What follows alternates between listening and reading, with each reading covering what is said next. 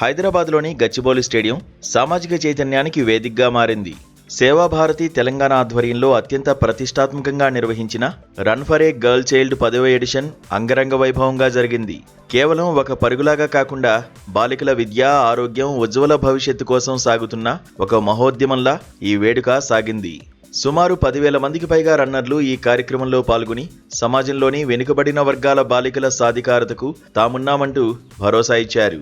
ఈ 10వ వార్షికోత్సవ పరుగును భారత క్రికెట్ దిగ్గజం మిథాలీ రాజ్, హైదరాబాద్ జిల్లా కలెక్టర్ హరిచందన్తో పాటు పలువురు కార్పొరేట్ ప్రముఖులు జెండా ఊపి ప్రారంభించారు. 5K, 10K, 21K విభాగాల్లో జరిగిన ఈ పరుగులో విద్యార్థులు, ఉద్యోగులు, వృద్ధులు సైతం ఉత్సాహంగా పాల్గొన్నారు.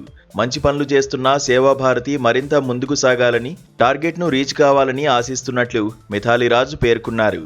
ప్రతి ఒక్క బాలిక చదువుకోవాలనే ఉద్దేశంతో ఈ కార్యక్రమం జరిగిందని, ఈ రన్ ద్వారా మెసేజ్ అందరికీ చేరాలని ఆకాంక్షిస్తున్నట్లు ఆమె పేర్కొన్నారు. Run for a girl child and నాకు తెలిసిన మట్టుకి it is almost 10 years Seva Bharati has been conducting this marathon, this run for girls child ani, and 10 years ante it definitely requires a lot of commitment and చాలా మందిని they are trying to get everybody to run and contribute towards a good cause.